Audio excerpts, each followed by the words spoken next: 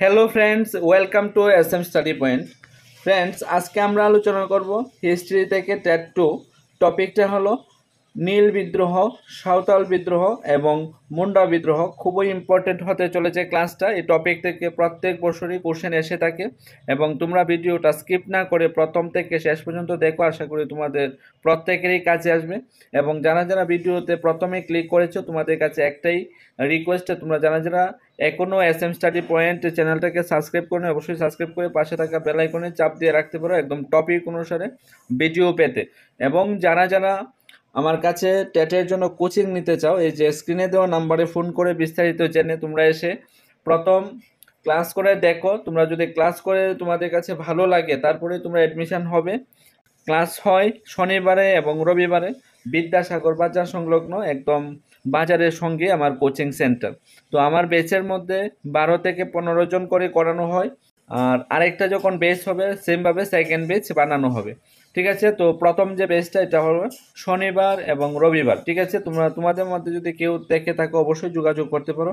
এবং যারা নোট নিতে চাও অবশ্যই স্ক্রিনে দেওয়া নাম্বারে ফোন করে বিস্তারিত জেনে পছন্দ হলেই নিয়ে যাবে। ঠিক আছে, তাহলে চলো আমরা স্টার্ট করছি। আজকের টপিক হলো নীল বিদ্রোহ, সাঁওতাল বিদ্রোহ এবং মুন্ডা বিদ্রোহ। ঠিক আছে, আমাদের কাছে প্রথমেই কি আছে দেখো, এখানে বলা হয়েছে নীল বিদ্রোহ। ঠিক আছে, বলা হয়েছে 1859 সালে মার্চ মাসে বাংলার হাজার হাজার কৃষক নীল চাষ করতে অস্বীকার করেন। অর্থাৎ 1859 খ্রিস্টাব্দে বাংলার কৃষকরা, হাজার হাজার কৃষকরা নীল চাষ করতে অস্বীকার করেছিল। ঠিক আছে, এই বিদ্রোহ ছড়িয়ে পড়ার ইডেন যখন একটি আদেশ জারি করেন, সেই রায়তদেরকে জোর করে নীল চাষে চুক্তি গ্রহণ করানো যাবে না, তখন এই কথাটি ছড়িয়ে পড়ে যে রানী ভিক্টোরিয়া আদেশ জারি করেছেন যে নীল চাষ আর করতে হবে না। ঠিক আছে, দেখো একদম সুন্দর করে বলে দিয়েছে যে এখানে বলা হয়েছিল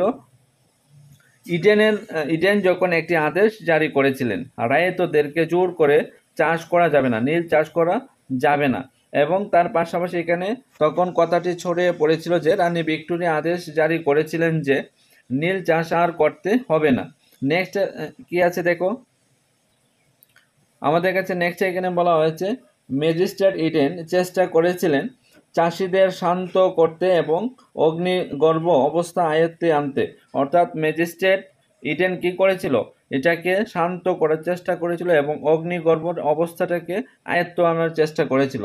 তার এই কাজকে বিদ্রোহের সমর্থন রূপে ধরে নেওয়া হয়। আর তার এই কাজটাকে কি করা হয়েছিল, বিদ্রোহের সমর্থন রূপে ধরে নেওয়া হয়েছিল।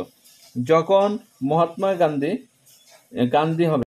গান্ধী দক্ষিণ আফ্রিকা থেকে ফিরে আসেন, তখন বিহারের একজন কৃষক তাকে চম্পারণ যাবার জন্য অনুরোধ করে এবং নিজ চোখে নীল চাষিদের দুরবস্থা দেখে আসতে অনুরোধ করেছেন। অর্থাৎ কি বলেছিল, গান্ধীজিকে অনুরোধ করেছিল যে কৃষকদের যে দুরবস্থা তা নিজের চোখে দেখে আসার জন্য। 1917 সালে গান্ধীজি সফর থেকে নীলকরদের বিদ্রোহের চম্পারণে কৃষক আন্দোলন শুরু হয়েছিল। ঠিক আছে, কবে, 1917 সাল থেকে। ঠিক আছে, নেক্সট কি আছে দেখো, আমাদের কাছে এখন আছে এখানে সাঁওতাল বিদ্রোহ। ঠিক আছে, আমরা এখন আলোচনা করব সাঁওতাল বিদ্রোহ নিয়ে। 1793 খ্রিস্টাব্দে বাংলাদেশে লর্ড কর্নওয়ালিস এর প্রবর্তিত চিরস্থায়ী বন্দোবস্তের ফলে উপজাতিদের উপর অত্যাচার বেড়ে গিয়েছিল। ঠিক আছে, বেড়ে গিয়েছিল। এর মধ্যে যারা বিদ্রোহের পথ নিয়েছিল তাদের মধ্যে অন্যতম প্রধান উপজাতি হলো সাঁওতালরা। তাদের মধ্যে যারা যারা বিদ্রোহের পথ বেছে নিয়েছিল তাদের মধ্যে উল্লেখযোগ্য ছিল সাঁওতালরা। এরা ছিল পরিশ্রমী, সরলমতি, এক কৃষিজীবী উপজাতি বা আদিবাসী শ্রেণী। তারা ছিল খুবই পরিশ্রমী, সরলমতি এবং কৃষিজীবী আদিবাসী শ্রেণী। ঠিক আছে, 1855 খ্রিস্টাব্দে সাঁওতাল বিদ্রোহ শুরু হয়। আর সাঁওতাল বিদ্রোহ কবে শুরু হয়েছিল, 1855 খ্রিস্টাব্দে। একদম গুরুত্বপূর্ণ, তোমরা নোট করে রাখতে পারো। আর যারা যারা আমার কাছ থেকে নোটগুলি নিয়েছো তোমরা অবশ্যই মিলিয়ে দেখে নিবে নোটগুলি ঠিক আছে কিনা। ঠিক আছে, তারপরে দেখো আমাদের কাছে নেক্সট কি আছে, এখানে কি বলা হয়েছে দেখো, ডক্টর বিপিন চন্দ্র বরুণ দে, অমলেশ ত্রিপাঠী ফ্রিডম স্ট্রাগল গ্রন্থে বলেছেন অরণ্য বৃক্ষের অধিকারকে কেন্দ্র করে সাঁওতাল বিদ্রোহ শুরু হয়। নেক্সটে কি আছে দেখো, তাদের দামিনী কুহ অঞ্চলে এই বিদ্রোহ হয়েছিল। তো কোন জায়গাতে? দামিনী কুহ অঞ্চলে এই বিদ্রোহটা হয়েছিল। সাঁওতালরা বাগলপুর ও রাজমহলের মধ্যভাগে দামিনী কুহ নামক অঞ্চলে বাস করত। ঠিক আছে, নেক্সটে কি আছে, পরে সাঁওতালরা প্রধানত বাঁকুড়া, মেদিনীপুর, বীরভূম, মানভূম প্রভৃতি অঞ্চলে ছড়িয়ে ছিটিয়ে থাকতো। পরবর্তী সময়ে বিভিন্ন জায়গাতে তারা থেকেছিল। ঠিক আছে, নেক্সটে কি আছে দেখো আমাদের কাছে, এখানে বলা হয়েছে 1851 খ্রিস্টাব্দে এই দামিনী কুহ অঞ্চলে প্রায় 1437টি সাঁওতাল গ্রাম ছিল। কয়টা? 1437টি সাঁওতাল গ্রাম ছিল এবং প্রায় 82,715 জন সাঁওতাল আদিবাসী এখানে বাস করত। কতজন? 82,715 জন সাঁওতাল আদিবাসীরা এখানে বাস করত। ঠিক আছে, নেক্সট কি আছে, 1855 খ্রিস্টাব্দে সাঁওতালরা ডিগ বা বহিরাগতদের বিতাড়িত করতে সংকল্প নেন। আর সাঁওতালরা কি করেছিল? 1855 খ্রিস্টাব্দে যারা বাইরে থেকে ছিল, বহিরাগত ছিল, তাদেরকে বিতাড়িত করার জন্য সংকল্প গ্রহণ করেছিলেন। জমিদার, মহাজন ও ব্যবসায়ী সম্প্রদায়ের শোষণ ও অত্যাচারের বিরুদ্ধে 1855 খ্রিস্টাব্দে বিহারের ছোটনাগপুরের বাগনাডিহি গ্রামে সিধু ও কানুর নেতৃত্বে সাঁওতাল বিদ্রোহ শুরু হয়েছিল। একদম ইম্পর্টেন্ট, কবে? 1855 খ্রিস্টাব্দে। কার কার মধ্যে? সিধু ও কানুর নেতৃত্বে। ঠিক আছে, সাঁওতাল বিদ্রোহটা হয়েছিল। কোন জায়গাতে হয়েছিল? বাগনাডিহি গ্রামে। ঠিক আছে, নেক্সট কি আছে দেখো, মুন্ডা বিদ্রোহ। দেখো আমাদের কাছে কি আছে নেক্সট, মুন্ডা বিদ্রোহ। 1899 থেকে 1920 খ্রিস্টাব্দে পর্যন্ত বাংলা, বিহার ও মধ্যপ্রদেশে বিরসা মুন্ডার নেতৃত্বে মুন্ডা বিদ্রোহ হয়েছিল। ঠিক আছে, মুন্ডা বিদ্রোহ কবে হয়েছিল? 1899 থেকে 1920-এর মধ্যে। ঠিক আছে, দেখো, জমি থেকে মন্টা উপজাতির সদস্যদের উৎখাতের প্রতিবাদে ব্রিটিশ শাসনের বিরুদ্ধে সংগঠিত হয়। মুন্ডা বিদ্রোহ ছিল একটি আদিবাসী বিদ্রোহ। মুন্ডা বিদ্রোহ কি ছিল? একটি আদিবাসী বিদ্রোহ ছিল। ঠিক আছে, নেক্সট কি আছে দেখো আমাদের কাছে, আমরা নীল বিদ্রোহ, সাঁওতাল বিদ্রোহ এবং মুন্ডা বিদ্রোহ নিয়ে যে কনসেপ্ট আছে আলোচনা করে নিয়েছি। এখন এই যে চ্যাপ্টার থেকে যে ইম্পর্টেন্ট কোশ্চেনগুলি হবে তা নিয়ে আলোচনা করব। ঠিক আছে, দেখো প্রথমেই কোশ্চেন কি আছে, এখানে বলা হয়েছে সাঁওতাল বিদ্রোহের প্রথম সূচনা হয় কোন জায়গাতে? বাগনাডিহি গ্রামে। বাগনাডিহি গ্রামের মধ্যে শুরু হয়েছিল।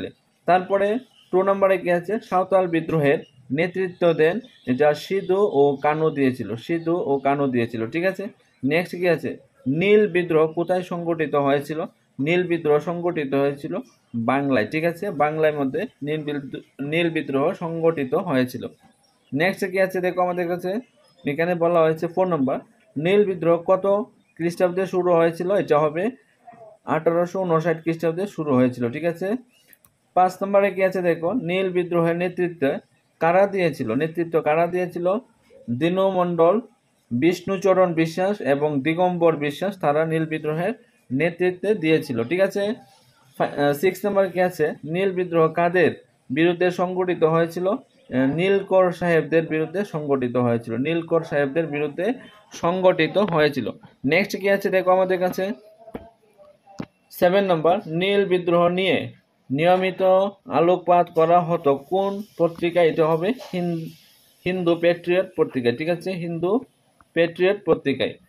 8 নম্বর, হিন্দু প্যাট্রিয়ট পত্রিকার সম্পাদক কে ছিলেন? এটা হবে হরিশ্চন্দ্র মুখোপাধ্যায় ছিলেন সম্পাদক, হরিশ্চন্দ্র মুখোপাধ্যায়।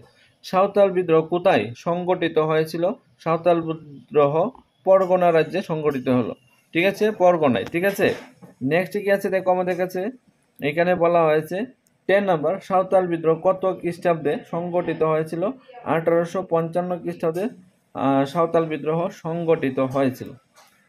11 নম্বর, সাঁওতাল বিদ্রোহের কারা নেতৃত্ব দিয়েছিলেন? এটা হবে সিধু ও কানু নেতৃত্ব দিয়েছিলেন।